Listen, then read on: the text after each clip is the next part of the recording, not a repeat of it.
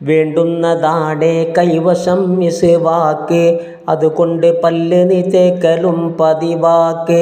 കഫക്കെട്ടു നീങ്ങാൻ എപ്പോഴും അത് നല്ലതാ, അതുപോലെ കണ്ണിന് കാഴ്ചയും കൂട്ടുന്നതാ. വളയാതെ മുതുകും നീണ്ടു തന്നിരിക്കുന്നതാ, അതിവേഗമിൽ നരയും വരാതിരിക്കുന്നതാ. ബുദ്ധിക്ക് നല്ല വളർച്ചയും നൽകുന്നതാ, ഇത് ഭക്ഷണം ദഹിപ്പിക്കുവാനുതകുന്നതാ. പല്ലിൻ്റെ വേദന നീങ്ങുവാനും നല്ലതാ, സംസാരമെല്ലാം വ്യക്തമായി തിരിയുന്നതാ. അതുമാത്രമല്ലിത് കുഷ്ഠരോഗം കാക്കുമേ, കുടലെപ്പോഴും ഇത് കൊണ്ട് ശുദ്ധി ലഭിക്കുമേ.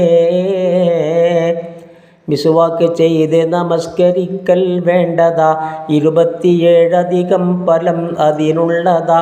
അംലാക്ക് കണ്ടാൽ ഹസ്തദാനം ചെയ്യുമേ, മുഖവും പ്രസന്നതയാൽ ശരിക്ക് തിളങ്ങുമേ. മൗത്തിൻ്റെ വേദന ലളിതമായി തീരുന്നതാ, സമയം ഷഹാദത്തോർക്കുവാനുതകുന്നതാ.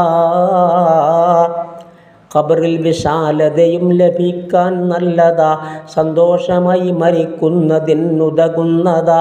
ഇതിനുള്ള ശ്രേഷ്ഠത എണ്ണിയാൽ പെരുത്തുണ്ട്, അത് 70 പുറമുള്ളതായി കണക്കുണ്ട്. മൗത്തെന്ന രോഗമൊഴിച്ച് സകലതിനും ഇത് പറ്റുന്നതാണെന്ന ഹദീസിൽ വന്നത്. ഉറങ്ങാൻ തുനിഞ്ഞാൽ ചെയ്യണേ മിസ്വാക്ക്, ഉറങ്ങിക്കഴിഞ്ഞെഴുന്നേറ്റ് വീണ്ടും തേക്ക്.